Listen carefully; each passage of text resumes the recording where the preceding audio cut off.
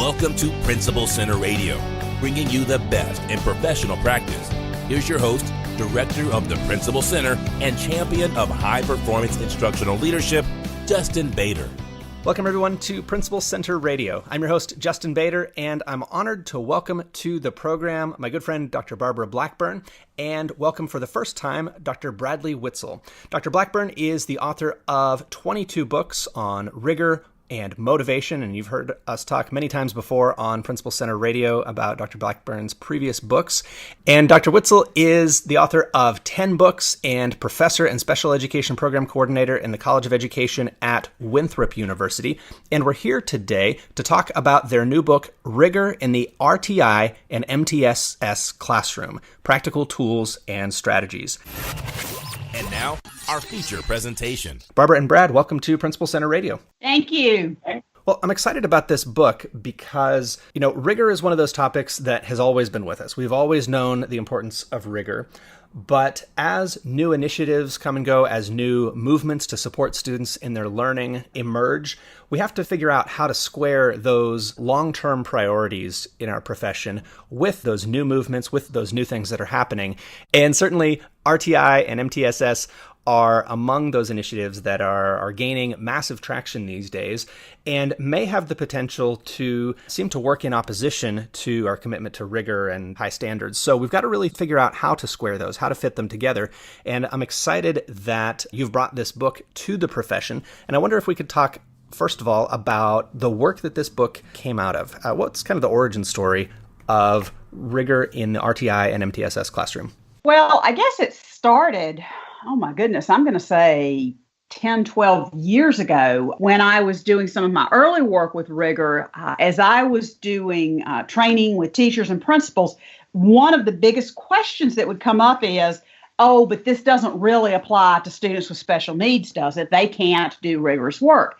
And at the time, Brad and I were colleagues at Winthrop. And so we had multiple conversations, and out of that, we wrote a book, Rigor for Students with Special Needs. And it was a short book, but it gave some really good ideas.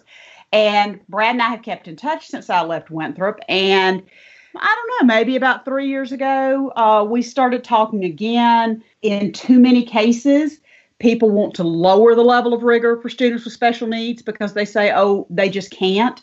And so I brought it up to him again and said, Brad, this just continues to be an issue. What's fascinating about this is, right, RTI and MTSS are nothing new. This comes out of a 1999 initiative, 2004 special ed law, even the latest reauthorization of ESEA, right? This is all the same conversation of, instead of trying to find an out to giving them non-standards, how do we get them to meet standards? How do we increase their level of success in school? So this is perfect work for working with Barbara on here. I mean, her groundbreaking work on rigor has revolutionized so many different approaches that we take towards students, particularly students with disabilities and at-risk concerns. So this is when our conversation started to begin. We're reading things of all this mixed success, where some people are doing an MTSS approach and getting wild, amazing gains, and other people are getting no gains. So following along with some of the latest research done out of the U.S. Department of Ed, and one of the latest findings, Russell Gersten and crew found that, well, we're not seeing great gains on MTSS for the major reason that it's not done with fidelity. Most people are saying, yeah, we do RTI, yeah, we do MTSS, but when investigated, they're actually not doing it. They're not giving more difficult information for the student. What they're doing is they're trying to find alternate ways to get the student through school, not to actually help them improve in learning. So this is where we got together and we said, well, how can we help redefine what MTSS is? How can we use some of this federal research and then gear it to what can we do to increase rigor for all students in an MTSS world from Tier 1 all the way through Tier 3? I want to brag for just a little bit, Justin. We were very pleased to get the news from Routledge, who, as you know, is my long-term publisher. Brad has done so much work in the area of working with students with special needs. This book is actually co-published by the Council for Exceptional Children, and we really appreciated the respect they gave the work. Well, you mentioned something very important there, and that is standards. And I think we're in an era now where our standards are not just content standards. Our standards do not just specify the knowledge that students need, but in many cases, if we're thinking about the Common Core state standards or similarly rigorous standards, there are actually performance standards included and embedded that require students to demonstrate the ability to reason, to construct arguments. There's a lot to the standards these days and helping students meet those standards that can't really be scaffolded away, right? That does require students to become capable of doing ambitious intellectual work. And I think that does leave us with a lot of questions as a profession as to how to support all students in reaching those standards. And as you said, not lowering those standards or eliminating them for students with special needs, but actually supporting students in reaching them. And that brings us to the idea of tiered instruction, which you talk about in the book. And I wonder if we could frame that up a little bit. What is tiered instruction, and what role does that play in helping all students meet rigorous standards? When we're going through tiered instruction, most states, not every state, has kind of a three-tiered approach to it. But let's not look at these as in you're in one tier, so you're not in the other. The first and foremost thing to learn about these tiers is Tier 1, every student who is going to be graduating with a diploma will be in Tier 1. Tier 1 is your standards. Now, we all, like you stated, Justin, standards are the floor. They're not the ceiling. So some people look at those as the absolute ceiling, and they're trying to get the student up to that level of understanding. And that's not what we're pushing here. That's the minimum that we're looking for students to achieve. So in Tier 1, we're going standards-based and beyond. Tier 2, now remember, Tier 2 students are still in Tier 1. They're getting core instruction in Tier 1, but now we have a small additional time of day for a small group of students will come together with a similar, and it's an ugly word, but it's called a deficit area, whatever they're struggling in. So then they're going to be focused on what to do to improve in that specific skill deficit. And that's got to be tied directly to what they're doing in core instruction, Tier 1.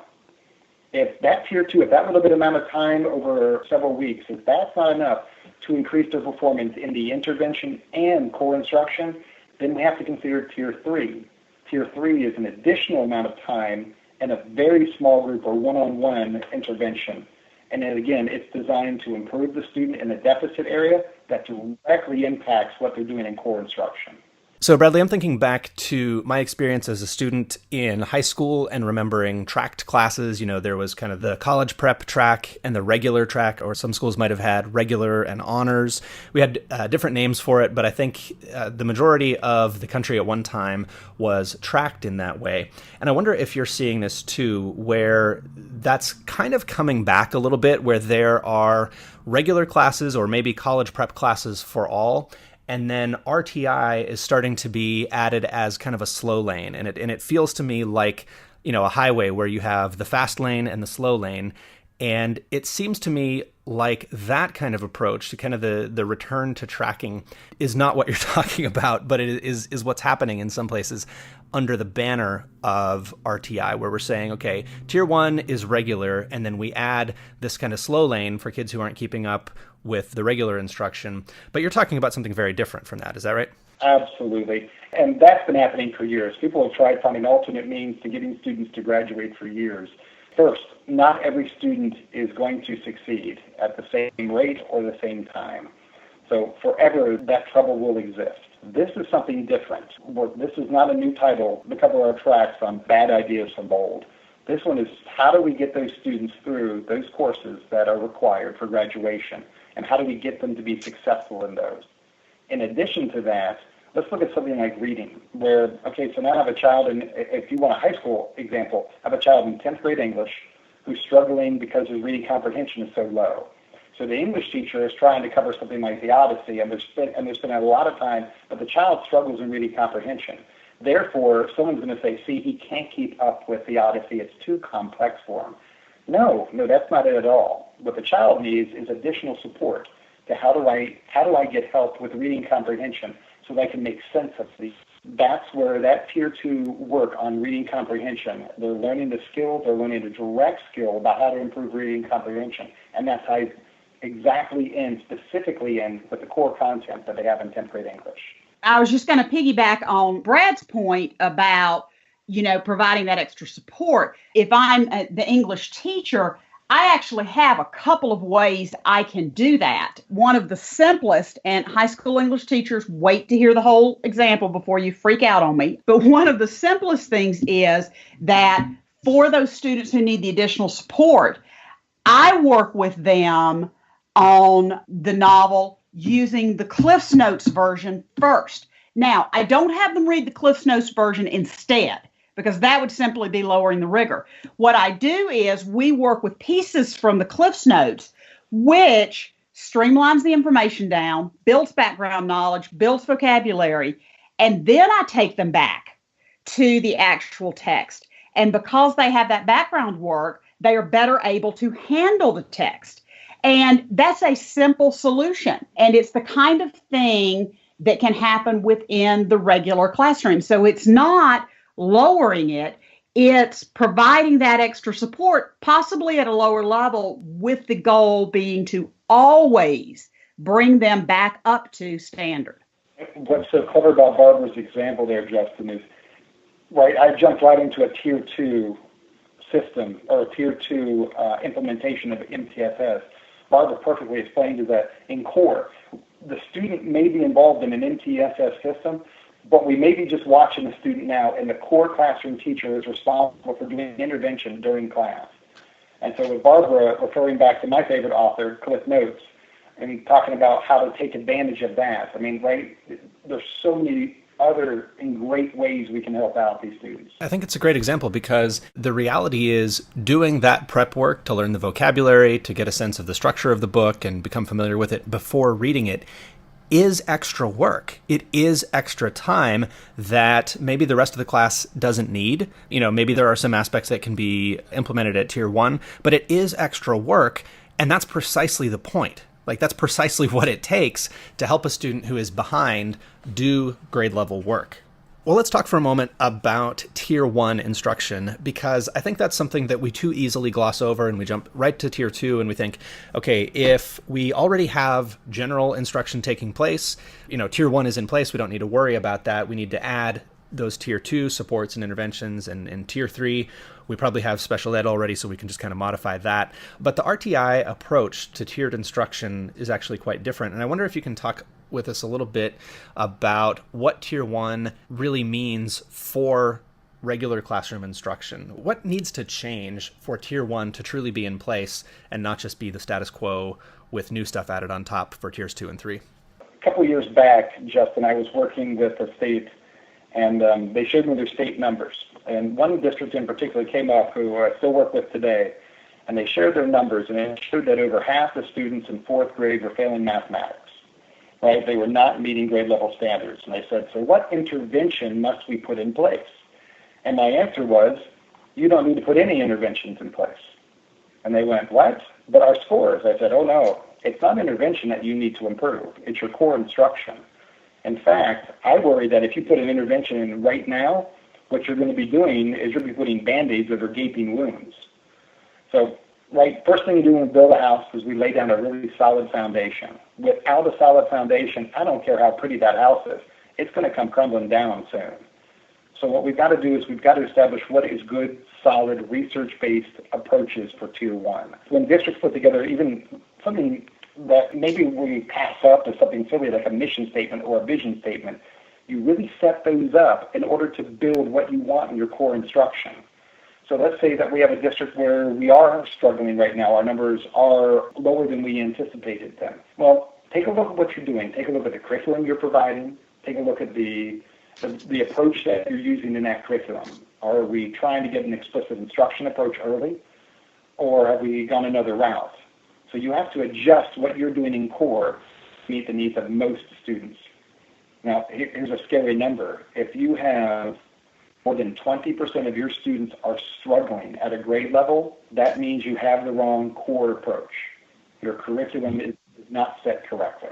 I don't say that you have to wait until you get there to begin an RTI or an MTSS Tier 2, Tier 3 system, but you've got to always be working towards at least 80% success. If you don't have that 80% success, you're still trying to build up. Let me play out what he's talking about, the core instruction being what needs to be adjusted. And I'm going to stick with math since that's what he started with. This one's very typical in a math classroom. Students are expected to understand complex concepts. They are expected to be able to apply them into new situations, the higher level critical thinking. But in most math classrooms, we are not building to that point. In fact, in most math classrooms that I visit, there's a lot of computation, just basic algorithms, basic formulas. And so I was working with a group of math teachers, and we were looking at some criteria for rigor. We were actually using Webb's depth of knowledge, which I've talked to your folks about before.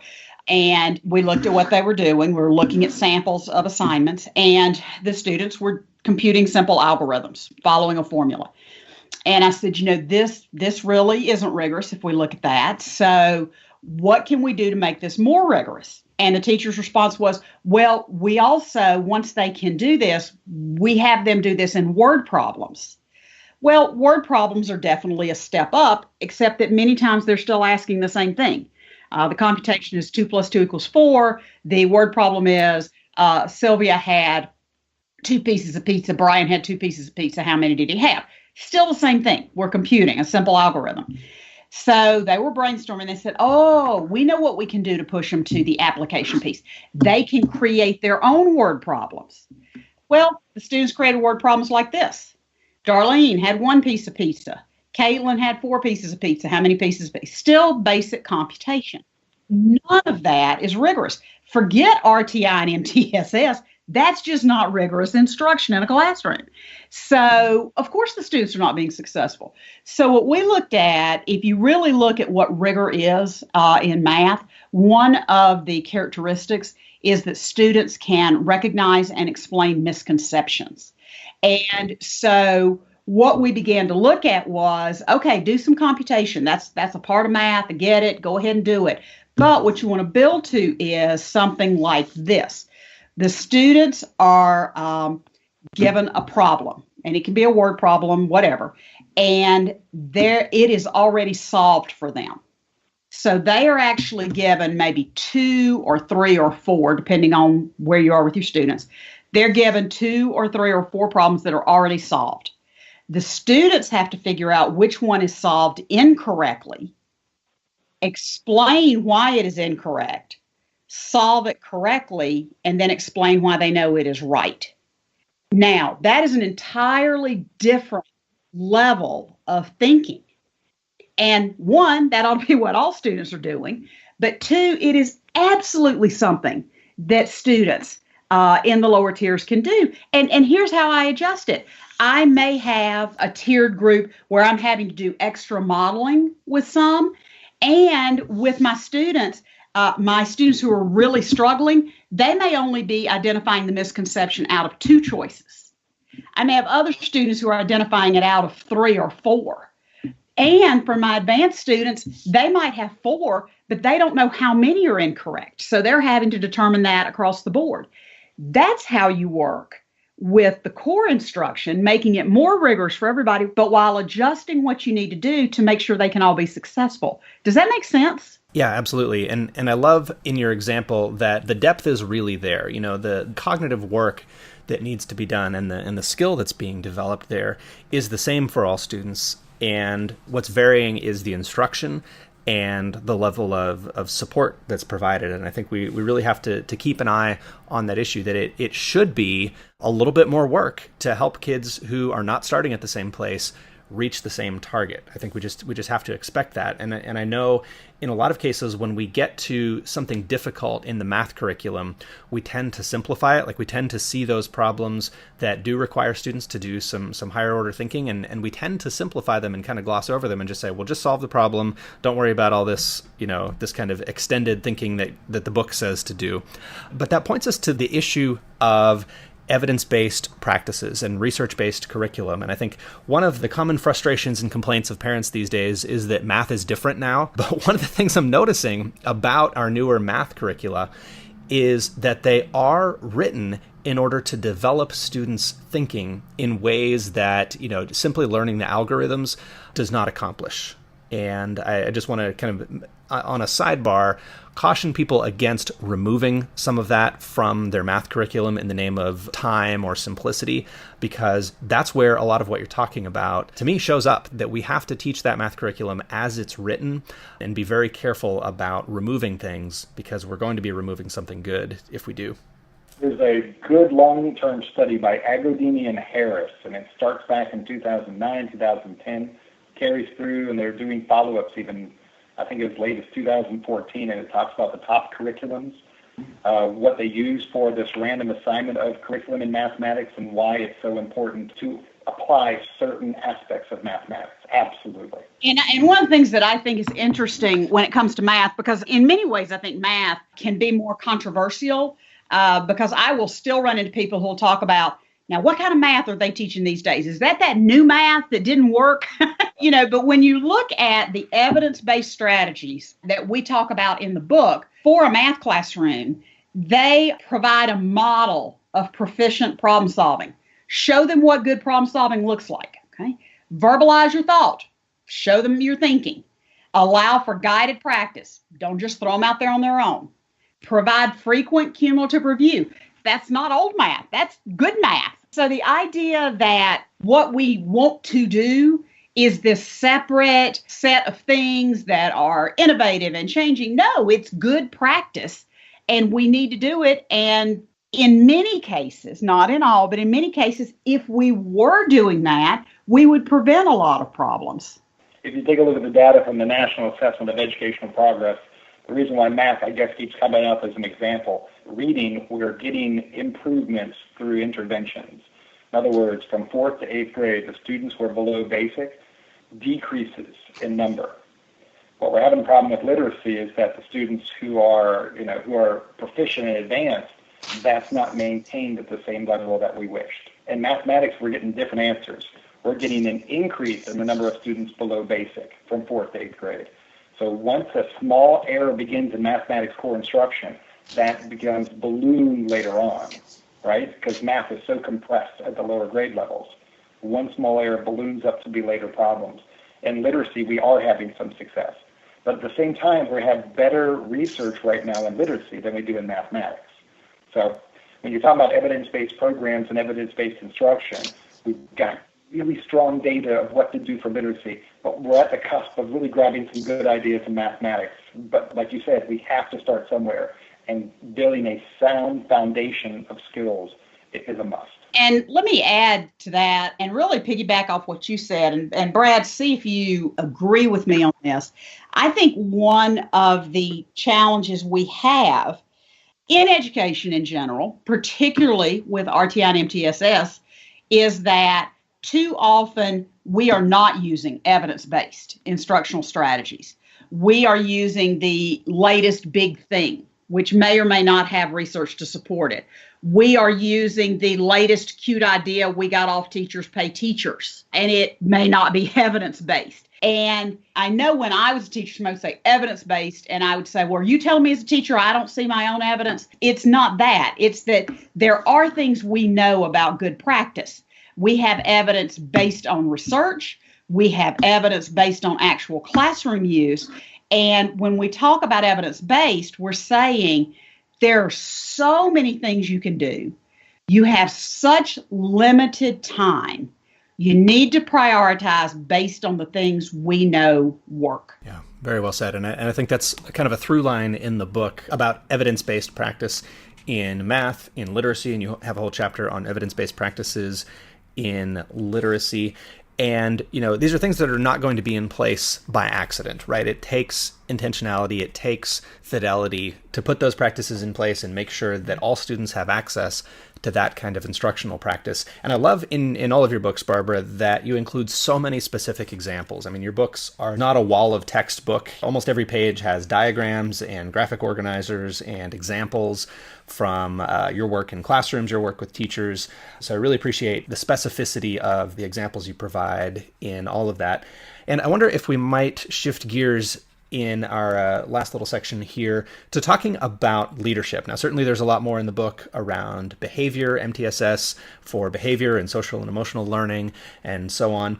And would definitely recommend that people check out the book for those chapters. But I wonder if we could talk a bit about leading for Rigor in the RTI and MTSS classroom. What are some of the most important things for leaders to focus on as they do this work? Well, I think the first thing to recognize is that RTI MTSS is not one person's role. It's not the teacher's job to take care of this, because frankly, the one classroom teacher can't, not by herself. She has got to have, or he has got to have, support from the teacher special needs students. They may need support from the social worker, the guidance counselor, the leadership team. It's too much to be for one person. I can't solve every problem. Even in my planning, I need to work with a team to plan lessons and to plan my adjustments and to really figure things out, because it's simply too much for us to put all of the responsibility on one person's shoulders. Absolutely. And we include some charts to help part out some of the roles that could potentially assist when you're going through different ideas, such as, okay, someone who's in charge of reviewing the math data, who's in charge of reviewing our elementary literacy data. Okay, if that's your role, then who's in charge of curriculum? And bringing teachers in on that, bringing principals in on that. We were really lucky on this one, Justin.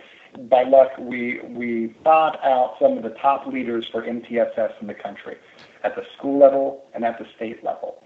And the school level people came up with some awesome charts that we included in the book of how you can track your data based on an instructional approach, based on a curriculum that you purchased. And then how are you going to get multiple viewpoints on it?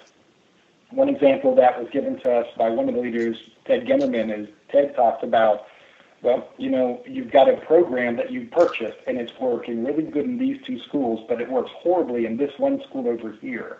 Rather than letting that school abandon that program, we need to go in there and get some fidelity data. Are they following the curriculum or not? And then if not, then if we do have a different set of students there and with a different need, then let's adjust it. But again, it takes this team approach. And you probably heard of the term, I hear a lot about DBI in the field, and it's data-based individualization. And data-based individualization talks about using progress monitoring, diagnostic data, and screening measures to adjust for the needs of each individual student in there. And as a leader, you got to take hold of that, because if the leader of the school does not take hold of that discussion, right, every 4 to 5 weeks, it will go away. And like Barbara said, it will become one person's, mission to make that happen, and that's just not going to work. And I would say, Justin, that, because if I'm one of your listeners and I'm a principal, I'm going, okay, all that sounds great. Probably need to get the book and read it because it sounds like there's a lot of information, but here's what I need to know. Tell me the number one thing I need to do as a principal to help make our work more effective. And here's what it is.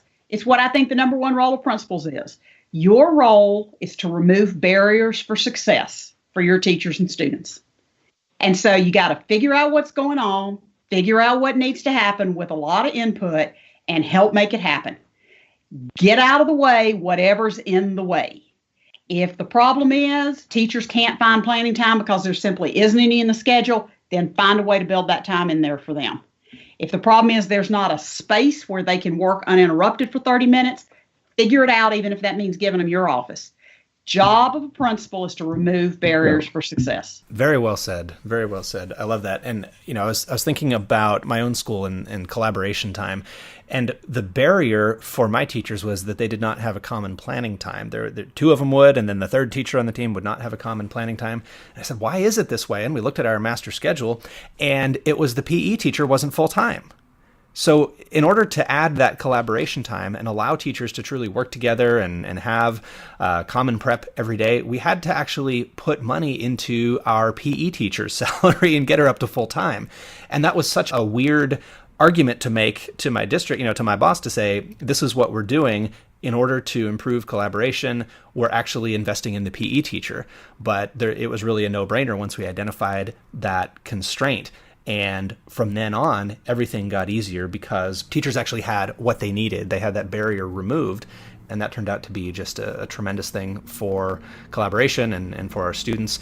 And thinking about the resources that we have in place. One of my professors at the University of Washington, Meredith Honig, says that organizations tend to respond to problems by adding staff. And certainly in many schools now, we have added staff for RTI. Like there are many RTI coordinators in schools around the country. But we're talking about something broader than that involves a redefinition of the work of existing staff as well. And I have to give a lot of credit to some of the special ed teachers that I worked with who were on the leading edge of this and who realized that in order for Tier 1 instruction to be in place, in order for Tier 2 supports to be in place, we had to break down some of the traditional silos around special education and say, you know what? Actually, our special ed teacher is the best person to work with this particular group of students, even if some of them don't have IEPs. And that was very challenging for us philosophically because, there are funding implications and there are some legal things that we have to think through very carefully. But redefining the work of existing staff, not just adding staff with an RTI label on their job description, I think is really critical for making this work as a team. I think that's a great point.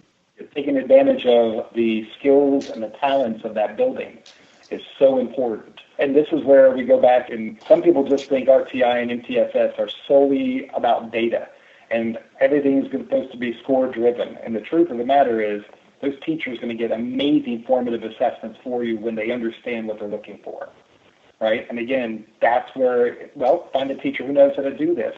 Instead of everybody having to go out for a training, how about they work together on this?